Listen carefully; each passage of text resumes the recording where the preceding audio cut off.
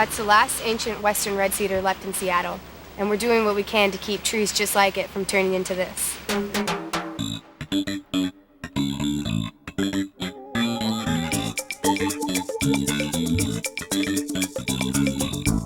So I moved to Seattle last fall, and I started going to a high school called Nova. That's an alternative high school. And I took a class called All Things Green, where we studied forest ecology and organic gardening and all sorts of things, just any relation to the environment. Nova is a democratic school. Students and staff run it together, and essentially all of the decisions to be made are made as a community. So there was a few students who had also been taking the All Things Green class, and we were all very interested in getting kind of an environmental activism program up and running at Nova. So we got together and formed this group called Eco Justice, and we started out with a thing called the Smart Paper Campaign. We feel like Nova should be buying 100% post-consumer waste recycled paper, non-chlorine bleached, because most of the paper that we're buying, when it's not recycled, comes from completely virgin fiber paper, so it's coming a lot of times from old growth forests. So now, this year is our first year to have that paper, and it's saving about 50 trees a year.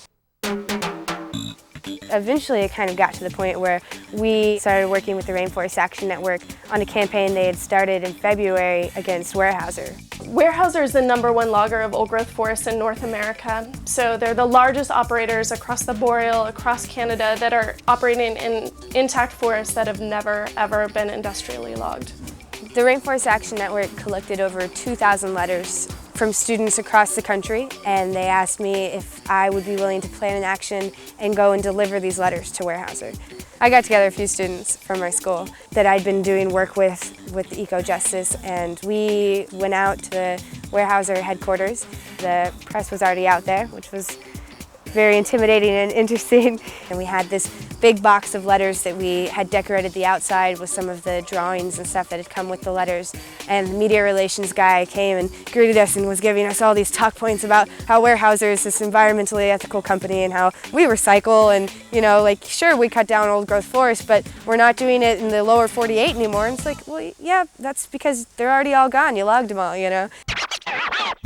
One of the great things about the work that Hannah is doing is it's sort of a David versus Goliath story, right? She's a young woman building a base of activists in Seattle that are able to expose the truth about this cut and run company and tell the world that they're actually destroying communities, many times poisoning communities with their chemicals, clear-cutting entire stretches of forest. And Hannah's exposing that, telling that story to the world, and building a whole, movement of people in Seattle to challenge this company in its hometown.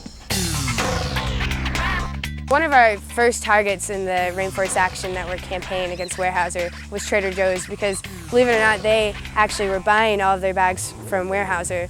And even though they're a pretty environmentally conscious store, they were still buying from this, environmentally devastating company.